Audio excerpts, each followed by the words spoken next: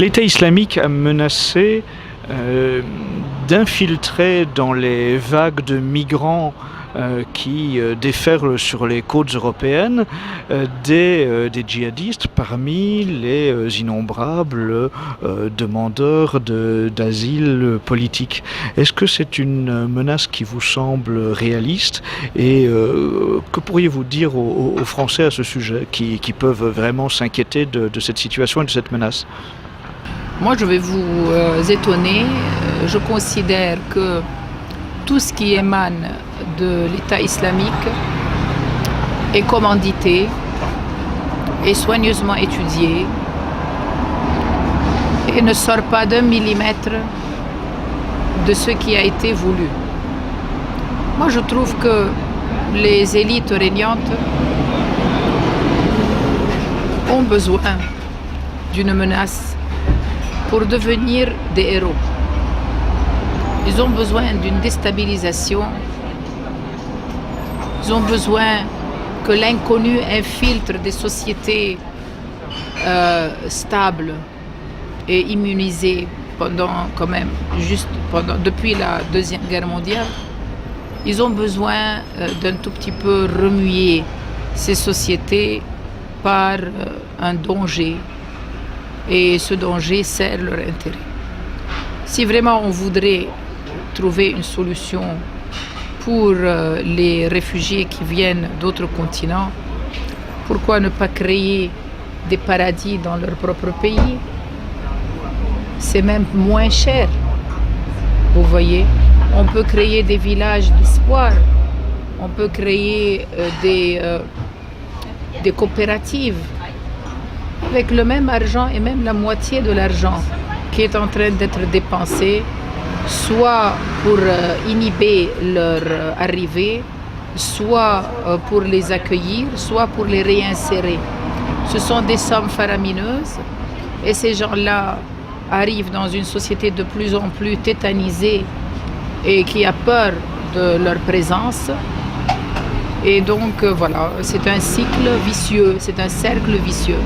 Et bien sûr, ajouter un peu de sel et de poivre à ce cocktail Molotov, le rendre encore plus explosif, avec, n'est-ce pas, sur le menu les menaces de l'État islamique, c'est tout à fait exotique et ça tombe parfaitement c'est-à-dire ces manœuvres.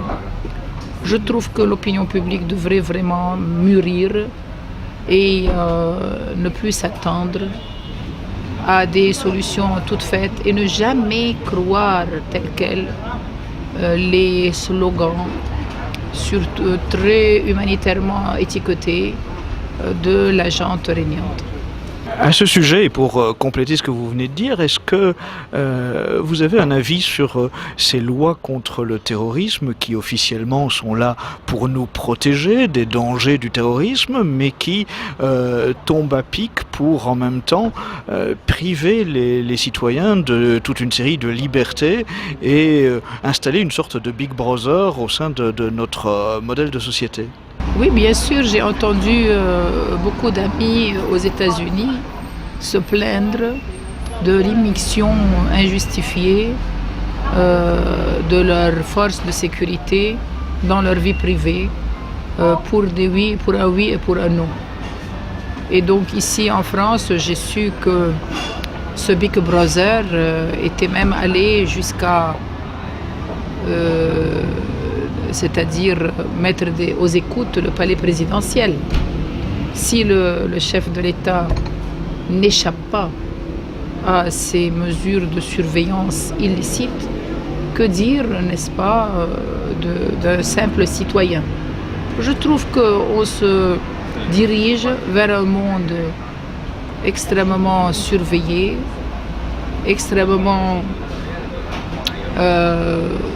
un monde monopolaire où il est interdit d'être différent, sauf pour faire n'importe quoi. C'est-à-dire, vous pouvez être différent d'un point de vue artistique, vous pouvez faire le fou autant que vous voulez, vous pouvez vous divertir autant que vous voulez, mais une fois que vous devenez sérieux, il vous est interdit d'être différent.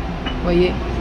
Alors, la différence dans la médiocrité est non seulement tolérée, mais elle est hautement, c'est-à-dire fomentée et favorisée. Mais la différence dans le sérieux est hautement